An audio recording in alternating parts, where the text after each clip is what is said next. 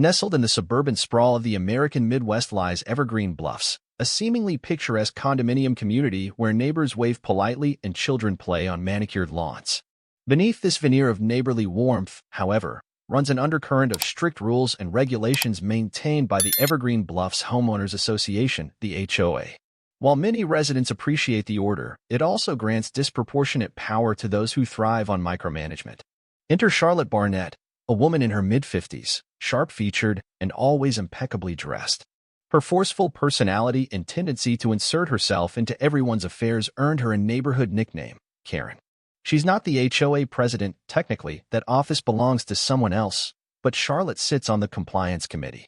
This position allows her to interpret bylaws and issue citations as she pleases, wielding her clipboard like a scepter.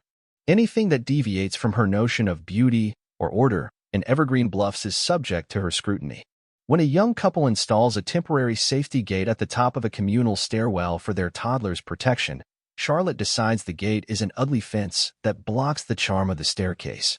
Her impulsive act of tearing it down sets off a firestorm that will reshape the entire community's view of her and of the HOA's power.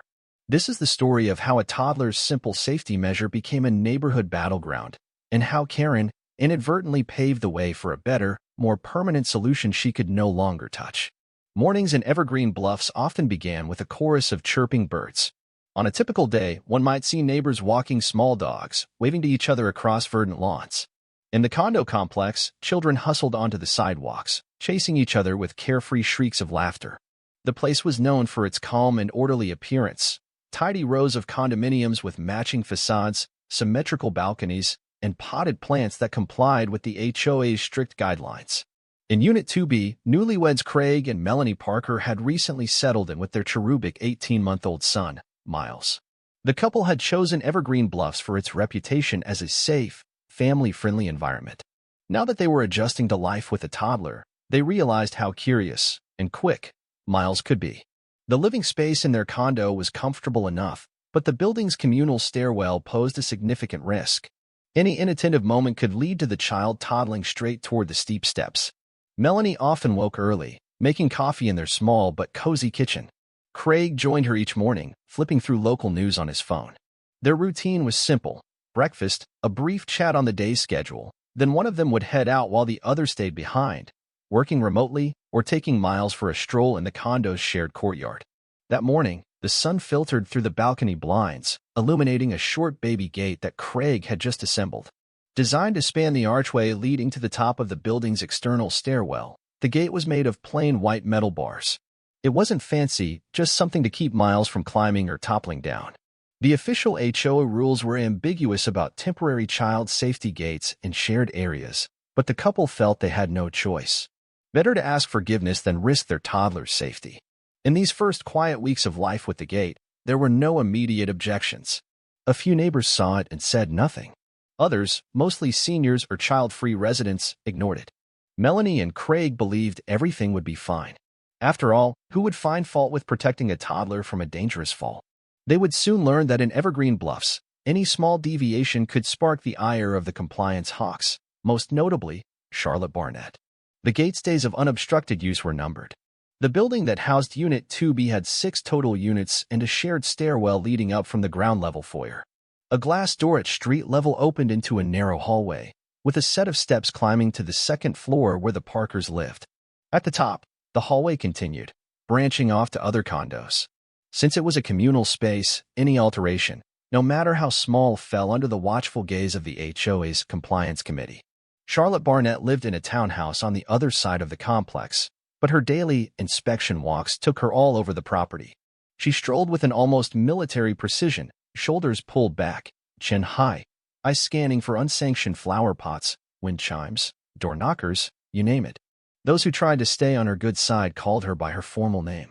Those who found her oppressive labeled her Karen behind her back. She was known for a clipped, authoritative voice that carried a hint of condescension. Dressed in a neatly pressed blouse and matching slacks, Charlotte carried a full leather binder that contained meticulously printed sections of the Evergreen Bluffs HOA bylaws. She also had a smartphone at the ready, always prepared to snap a photo of any perceived violation. On a pleasant Wednesday morning, Charlotte set out for her routine walk. As she headed toward the building that housed Unit 2B, she took note of how the landscaping was trimmed exactly to code. No one's front windows displayed unapproved decals. Flower pots outside each unit matched the bland color palette allowed by the HOA. All looked proper, a testament, in her mind, to her vigilant enforcement. When she opened the glass door to the communal entry, her gaze instantly fell upon the bright white baby gate latched at the top of the flight of stairs. Charlotte froze, her pulse ticked up. Why is there a fence in this hallway? She fumed inwardly. This is an eyesore, an affront to the building's aesthetics. In that moment, Charlotte's disdain for anything that deviated from the flawless uniformity she craved consumed her. She marched up the stairs, heels clicking, coming to stand before the gate. It was no more than 2 feet tall, easy enough to step over or unlock. But in her mind, it was an abomination, a barrier that sullied the entire corridor. A tall, bespectacled neighbor, Thomas Caldwell, opened his door on the 2nd floor and saw Charlotte glaring at the gate. He raised an eyebrow but said nothing. He knew better than to volunteer an opinion when Charlotte was in one of her moods. With the tip of a well-manicured finger, Charlotte poked at the latch. Absolutely not, she muttered under her breath. She wanted to act immediately, yank the gate off, carry it away. But the bylaw enforcer in her demanded she follow protocol. First, identify the culprit, then file a formal notice. No matter how tempting it was to remove it on the spot, she prided herself on doing things properly, at least in appearances. Thomas, sensing the tension, slipped back into his condo. He wanted no part of the confrontation he knew was inevitable. Charlotte took out her phone, snapped pictures of the gate from various angles, and then spun on her heel, stalking back down the stairs. That afternoon, she drafted a sternly worded warning. The gate, in her view, would be gone within the week, or else. Late that evening, as Craig Parker returned from work, he found an envelope taped to his condo's front door. The HOA seal sat in the corner, next to Charlotte Barnett's scrawling signature. He sighed. He'd been bracing himself for some pushback, but hoped it wouldn't come to this. Stepping into the living area, he handed the letter to Melanie. She read it out loud. Dear Mr. and Mrs. Parker, we have observed an unauthorized safety gate installed in the communal stairwell of Building C2, 2nd floor. As per Section 8.2 of the Evergreen Bluffs bylaws, any structural or decorative additions to common areas must receive prior approval from the HOA's Compliance Committee. Your gate is not in compliance and disrupts the aesthetic uniformity of the building's interior. Please remove the gate within 72 hours. Failure to comply may result in fines or additional actions. We appreciate your cooperation. Sincerely, Charlotte Barnett, Compliance Committee, Evergreen Bluffs HOA. Melanie set the letter down, heart pounding. But what do they expect us to do? If we remove the gate, Miles could fall. Craig raked a hand through his hair. I know. We'll call them tomorrow. We'll explain it's only temporary. Maybe we can get some sort of waiver. Melanie bit her lip. The last thing she wanted was to cause friction, but she also refused to compromise her son's safety. And this gate was the simplest solution. Removing it put all the burden on them to watch Miles every second he was near the stairs.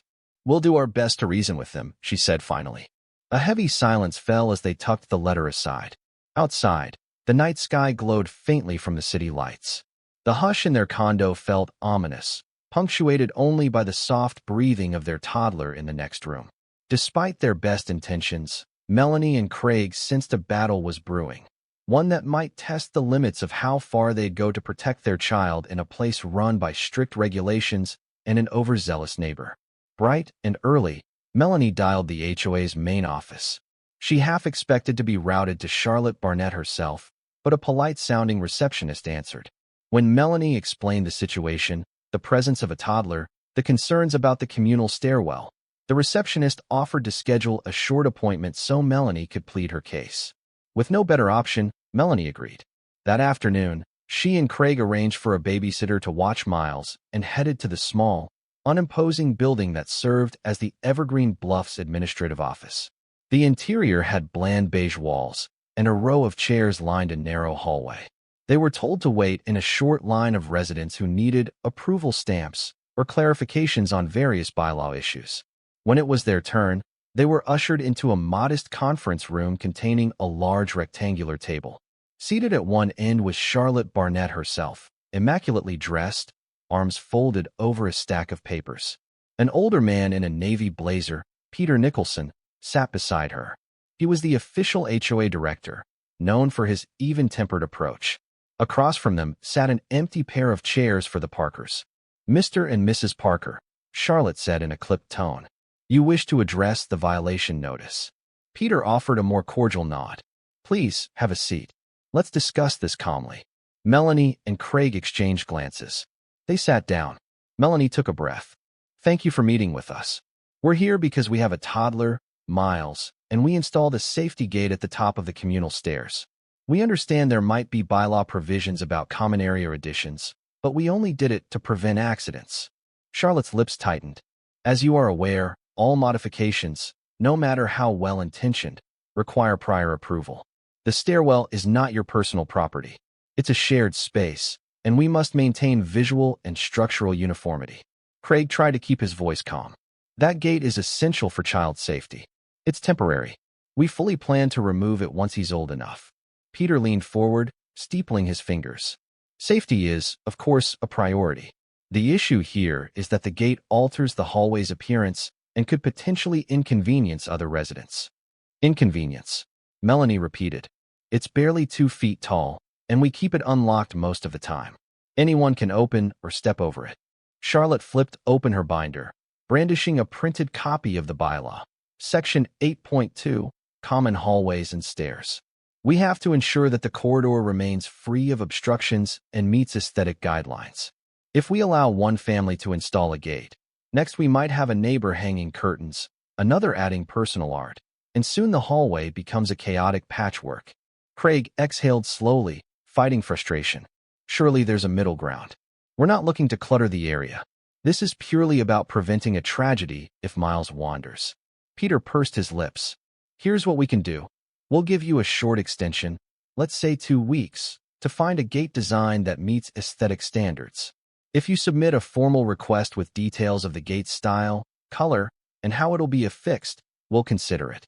But if it fails to comply, you'll have to remove it." A flicker of relief crossed Melanie's face. "That's fair. We'll do the paperwork. Thank you." Charlotte, however, was far from satisfied. She frowned at Peter, but said nothing. In her mind, a child safety gate had no place in the corridor at all. Still, she nodded curtly. "Fine. 2 weeks. No more.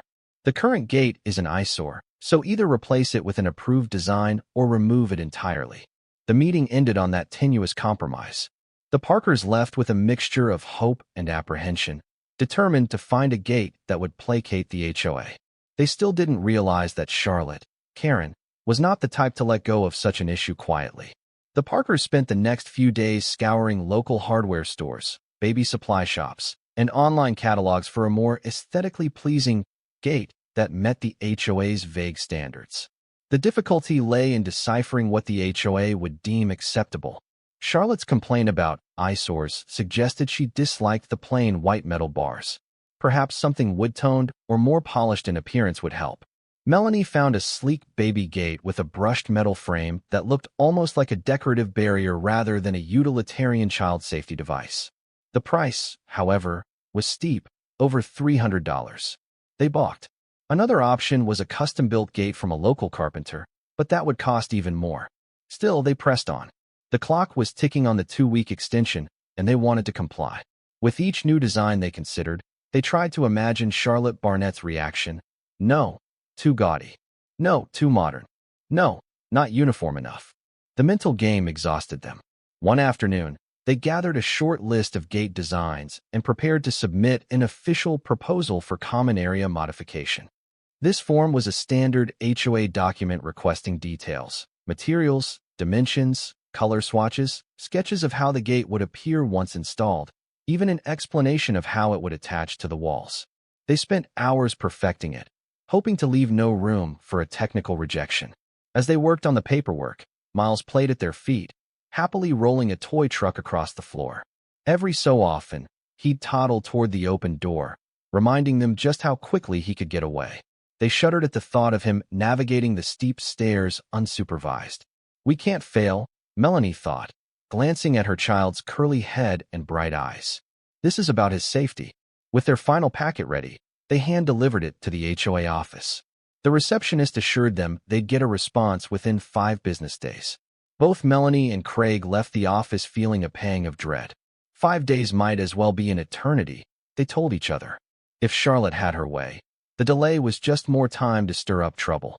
And trouble was exactly what Charlotte specialized in. While the Parkers jumped through bureaucratic hoops, Charlotte Barnett grew increasingly restless. She walked by the building daily, glaring at the unsightly gate still in place. In the evenings, she pored over the HOA guidelines, searching for additional clauses that might force the gate's immediate removal. A voice in her mind whispered that waiting 2 weeks was too lenient. She felt an urgent need to stamp out the violation. She also took notice of the general attitude in the building. Some neighbors quietly defended the Parkers, pointing out that a baby gate was no real hindrance. A few openly praised it, saying it made them feel safer when their own grandchildren visited. Others were indifferent. No one seemed as outraged about the gate as Charlotte, and that fact stoked her sense of isolation. Were they all so blind as not to see the risk of letting personal items clutter the hall? She started pressing others to complain officially. She cornered neighbors in the parking area, weaving dire scenarios about the gate blocking emergency responders or breaching fire codes. Most nodded politely, but did little else. Still, Charlotte hoped to gather enough petty complaints that the HOA board would revoke the Parkers' extension altogether. That Friday, as she circled back from her usual route, she found herself at the foot of the building again. The gate was latched. Charlotte's anger surged. It looked so out of place in the corridor, like a cheap fence hammered into an otherwise neat environment. She envisioned how the hallway would look without it. Crisp lines, uniform decor. One day soon, she promised herself, that gate will be gone. But beneath her righteous stance lay something deeper, an unspoken resentment. Charlotte had once lost a battle over a decorative arch she'd wanted to install near the community clubhouse. The board voted it down, calling it unnecessary. She'd felt humiliated.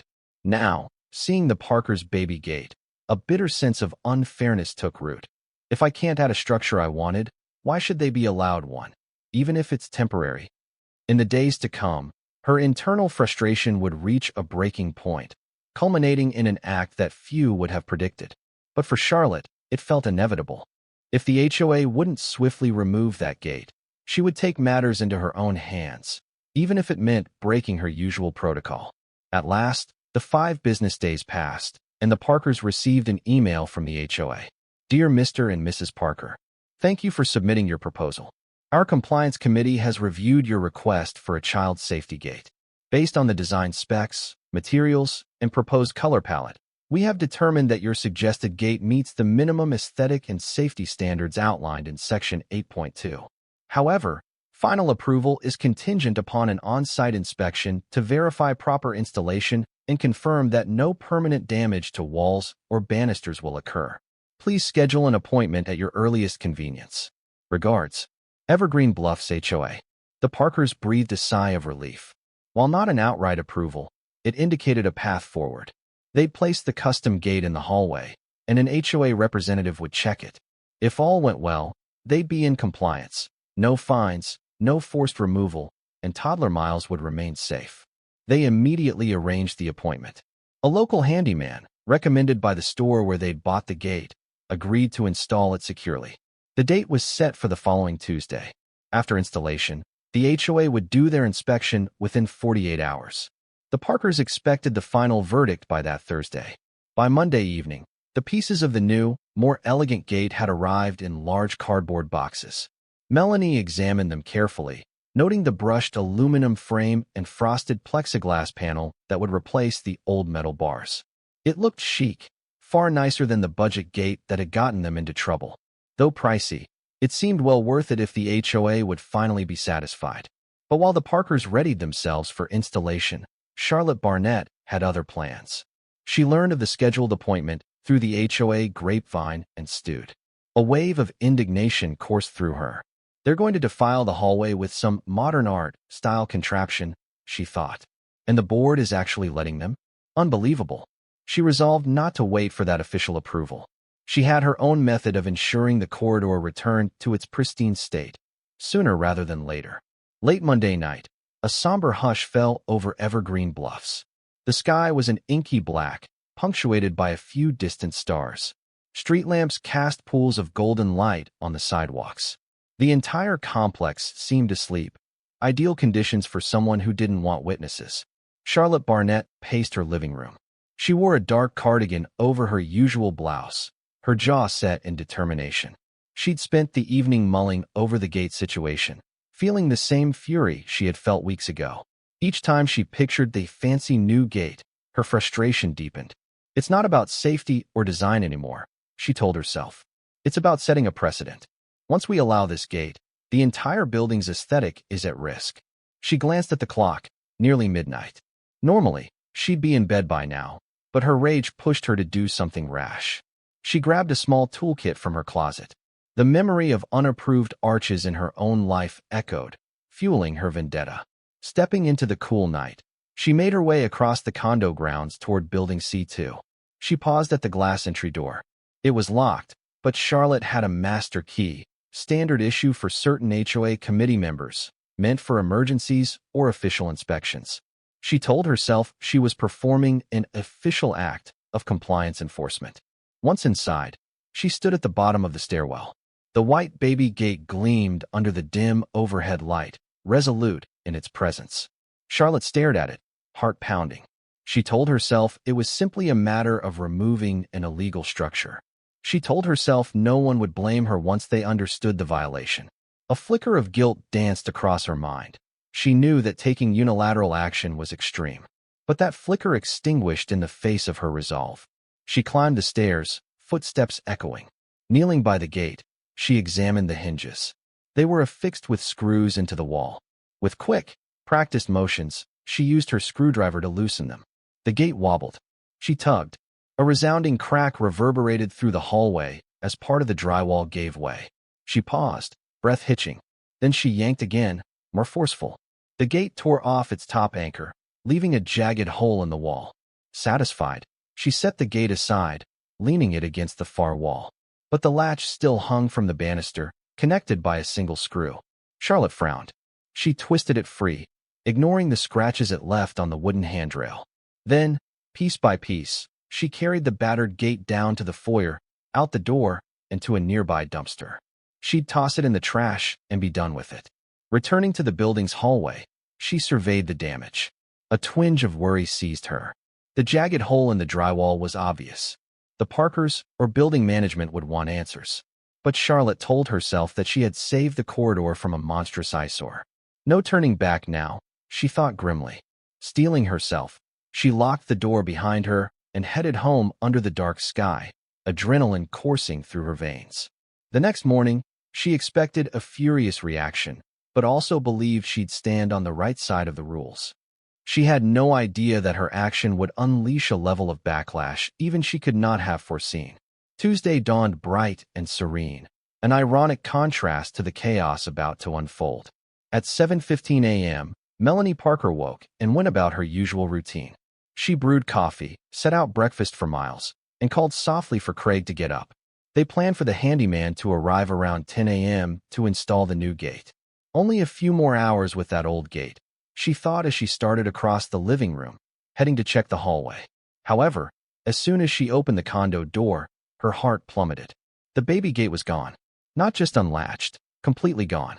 The top corner of the drywall was torn, with bits of paint and gypsum scattered on the floor. A raw edge of the banister looked scratched and gouged. The entire scene screamed vandalism. Her mind raced. Did someone steal it? Why? She bent down, numb with shock, to examine the debris. Fear gripped her.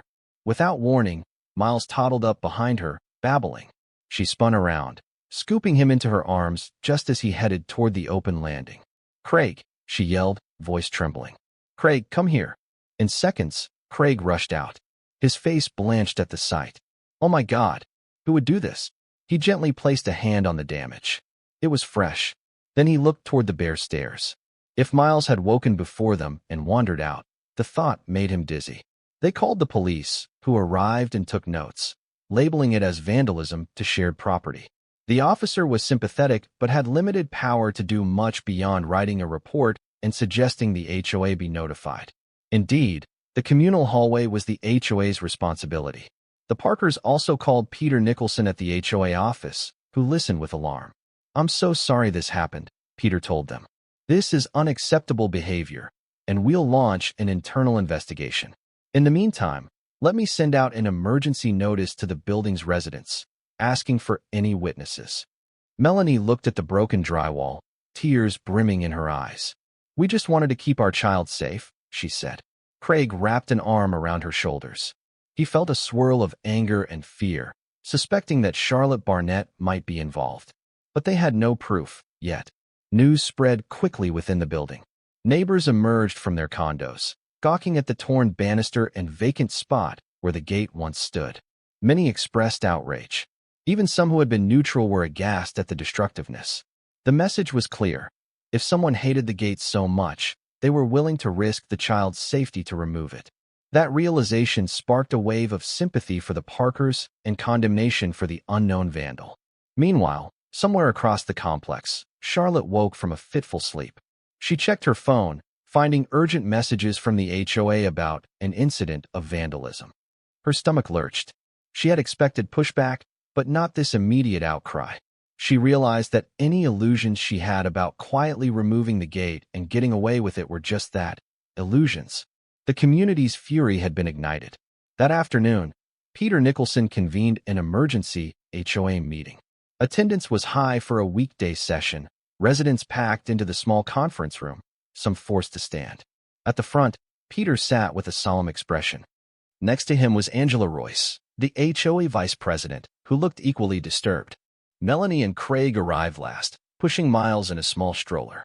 They took seats near the front, wanting to see who was present. Charlotte Barnett was there, perched near the corner, arms folded and face impassive. She avoided eye contact with the Parkers. Peter began. "Thank you all for coming on short notice. We have a serious matter, the destruction of a baby gate in Building C2's hallway. The corridor was damaged, and the gate was completely removed. The family involved has filed a police report." Murmurs rose among the crowd. A woman in the back said, "What kind of person would tear down a safety gate for a toddler?" Another added, "That's not just vandalism, that's endangering a child." Peter continued, "We are asking if anyone saw or heard anything last night. Also, we want to reaffirm that personal disputes must be handled through official channels. Taking matters into your own hands by damaging property is never acceptable." At that point, Thomas Caldwell, the tall neighbor who lived on the same floor as the Parkers, spoke up. He glanced around nervously. "Last night, around midnight, I heard some noises in the hallway. I peeked out of my door's peephole. I couldn't see much, but I thought I caught a glimpse of someone with short hair wearing a cardigan, kneeling by the gate." He paused, swallowing hard. "I didn't want to open my door and get involved, but the figure looked female, older." A hush fell. Many eyes slid to Charlotte, known for her short, carefully styled hair and preference for cardigans. Charlotte's lips pressed into a thin line. She still said nothing. Peter cleared his throat. "Thank you, Thomas. We'll be following up privately with each of you to gather more information. For now, I'd like to stress that the HOA does not condone vigilantism. An official investigation is underway, and we'll share details as we have them." The meeting adjourned soon after. People began filing out. The tension in the room was palpable. Melanie and Craig tried not to stare directly at Charlotte, but it was hard not to wonder if she was the culprit. They saw her slip out quickly, head down, avoiding conversation. In the parking lot, a few neighbors approached the Parkers, offering condolences and indignation. Darlene Cross, a retired teacher, patted Melanie's arm gently. "I'm so sorry. This is awful. We'll do whatever we can to help you." The small group promised to keep an eye out for suspicious behavior, especially around the building at night. Though no formal accusation had been made, suspicion had landed heavily on Charlotte Barnett. She felt it acutely. Back in her townhouse, she paced, anxiety gnawing.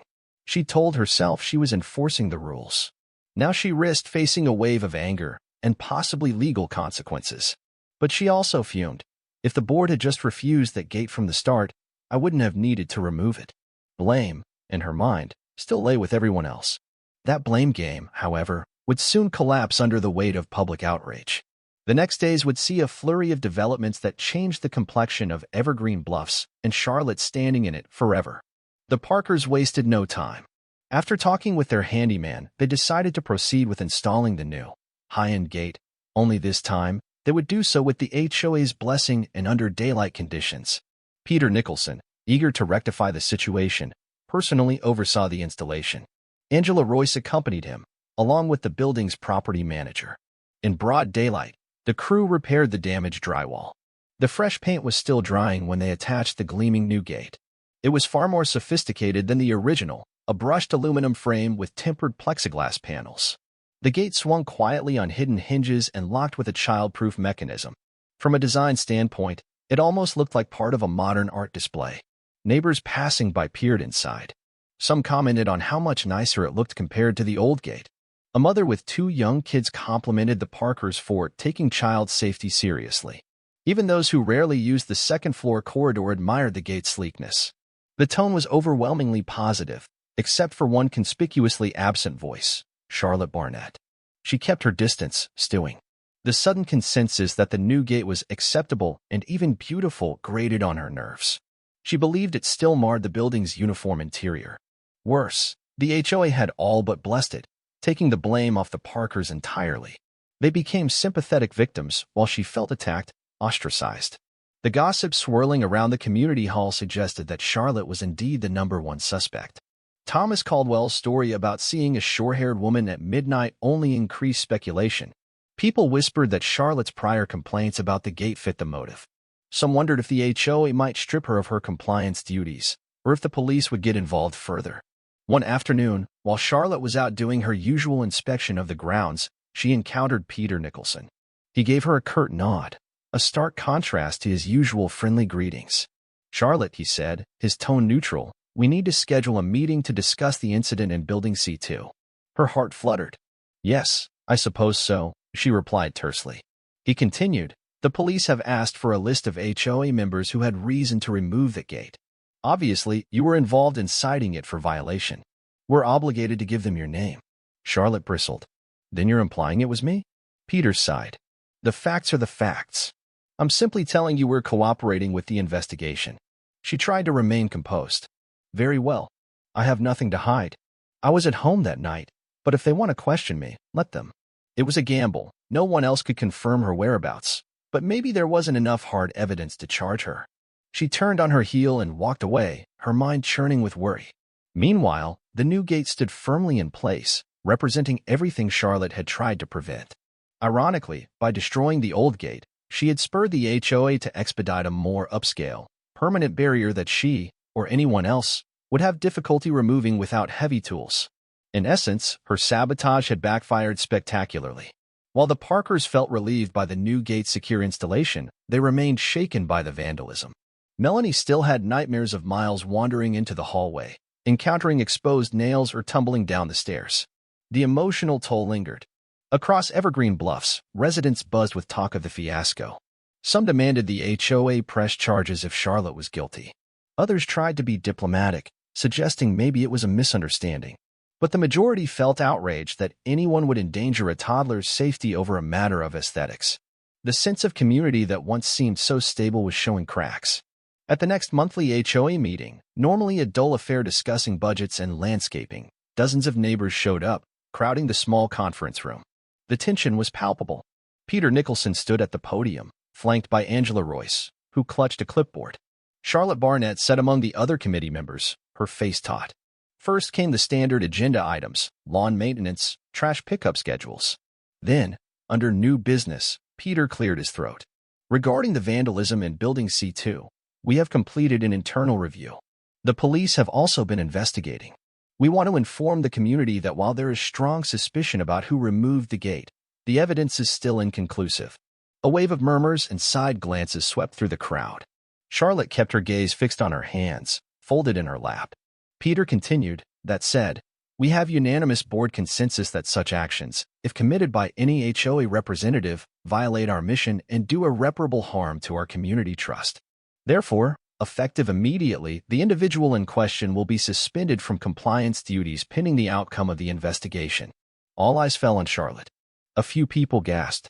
She tried to maintain a stoic expression, but color rose to her cheeks. She had expected something like this, but still felt humiliated hearing it stated publicly. In a subdued voice, Angela added, "Additionally, we are establishing new security protocols. Buildings with vulnerable residents, young children, Elderly will have the option to request minor safety modifications without penalty. The board will expedite these requests to prevent future conflicts. Applause broke out across the room. Many turned and nodded at the Parkers, who sat near the front, Miles on Melanie's lap. Tears threatened to spill from Melanie's eyes, not out of sadness, but from the relief of being supported. Charlotte, however, felt cornered. She wanted to protest. She wanted to stand up and proclaim her innocence.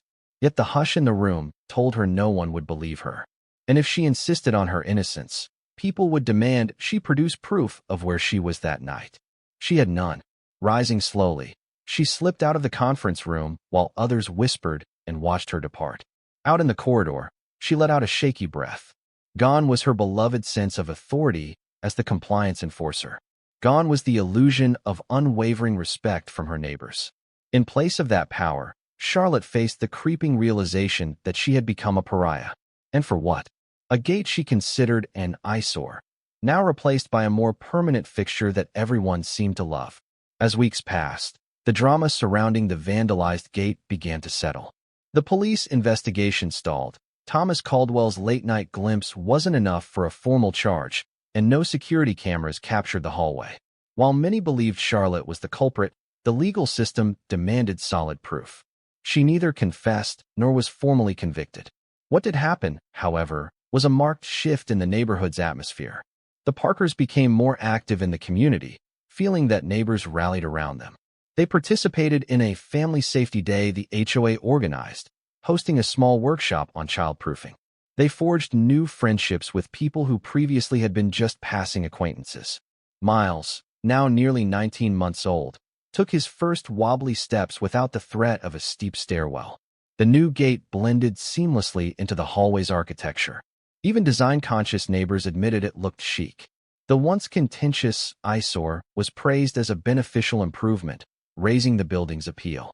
Ironically, the entire fiasco had led to a more robust and aesthetically pleasing safety solution. For her part, Charlotte Barnett avoided public events. Freed from her compliance duties, she lost the one outlet that fueled her sense of purpose. Some neighbors offered guarded greetings if they saw her, but the easy camaraderie was gone. She found herself on the receiving end of the HOA's watchful eye instead of wielding the authority. Rumors swirled that she was considering selling her townhouse and moving, though she made no such announcement. One late afternoon, as Charlotte checked her mailbox, she overheard a grandmother praising the new gate to a friend, explaining how she no longer worried about her grandkids when they visited. Charlotte's lips thinned, but she said nothing. She realized, in that moment, just how far she'd fallen in the neighborhood's esteem. Still, life in Evergreen Bluffs carried on. The lawn crews trimmed grass. Residents mulled around the pool. The community newsletters highlighted a cooperative spirit that overshadowed the vandalism scandal. In a final act of closure, Peter Nicholson wrote a piece praising the notion of safe design that blends function and form, referencing the Parker Gate as a model for future improvements. And so, ironically, the destruction of the old baby gate had ensured the community embraced a more stylish, permanent fixture, one that overcame Charlotte's initial complaints and remained firmly out of her control. The toddler's safety reigned supreme, while the destructive meddler faced the natural consequences of her overreach. Half a year later, the baby gate debacle was a memory woven into the tapestry of Evergreen Bluffs lore. Newer residents heard only fragments. Did you know someone tore down a baby gate once? I heard an HOA lady vandalized it. The story took on near-legendary status, serving as a cautionary tale about going too far with rules and forgetting the humanity behind them. The gate itself remained in pristine condition, a testament to durability and thoughtful design. The property manager occasionally wiped it down, ensuring its plexiglass panel sparkled. Sometimes visitors mistook it for a decorative barrier, a point of architectural flair. The Parkers, grateful for the resolution, joked that if they ever moved, they'd have to figure out a less expensive childproofing system. This one was certainly top tier. Miles turned 2 years old, babbling more words and exploring corners of the condo. With the added maturity, he became less likely to sprint headlong toward the stairs, yet Melanie and Craig left the gate in place anyway. Better safe than sorry. Charlotte Barnett, demoted to an ordinary resident, rarely showed her face at community gatherings. She no longer did her inspection walks. Occasionally, she'd be spotted driving out of the complex, her car trunk laden with new home decor items, perhaps remodeling her townhouse or preparing for a future sale. She avoided direct confrontations, having learned a bitter lesson about the social cost of her actions. In a quiet moment, Charlotte sometimes sat alone in her living room, sipping tea, staring at the thick stack of HOA bylaws she once wielded with confidence. She would never publicly admit regret, but on sleepless nights, she remembered the night she tore down that gate, the scathing looks from neighbors, the meltdown of her reputation. A swirl of shame and anger clung to her. Whether she would ever truly learn humility was unknown. But the rest of Evergreen Bluffs had moved on. In the end, the saga of the Toddler's safety gate underscored the community's capacity to band together in the face of misguided authority. A single act of destruction led to a stronger, more beautiful protective barrier. For the Parkers, it was a testament to how adversity could reveal both the worst and best in neighbors, and how, sometimes, even a Karen can unwittingly pave the way for lasting improvements. Evergreen Bluffs remained a carefully manicured suburb, but with subtle changes in its social fabric. The HOA, under Peter Nicholson's guidance, revised its rules to allow child-proofing measures in common areas without lengthy bureaucratic approval, provided they met safety standards. A newly formed Family Outreach Subcommittee discussed broader issues like playground upgrades and community events. The fiasco over the gate had sparked a fresh appreciation for balancing aesthetics with empathy. Melanie and Craig Parker often reflected on how a seemingly small gate could catalyze such a seismic shift. They never imagined that a basic child safety device would test the boundaries of neighborly cooperation. Yet it did, and from that test emerged a re-energized sense of community accountability. For Miles, life in Evergreen Bluffs was simply a series of discoveries. The way sunlight danced on the living room floor, the fun of scribbling on paper with crayons, the gentle slope of a frosted plexiglass gate that swung open to reveal the big, wide hallway. He'd never know the drama that preceded his carefree wanderings, nor how close the community came to a more tragic outcome without that protective barrier. And if a newcomer to the building asked about the stylish gate on the second floor, folks would gladly share the story, minus, perhaps, the more sordid details. They'd sum it up as a triumph of child safety over rigid rules, a moment when compassion outshone dogmatic adherence to aesthetic uniformity. In that sense, the Toddler's safety gate became more than a barrier. It evolved into a symbol of neighbors standing together, of resilience in the face of petty tyranny, and of the profound truth that sometimes even the worst impulses, like Karen's destructive act, can inadvertently lead to progress no one can undo.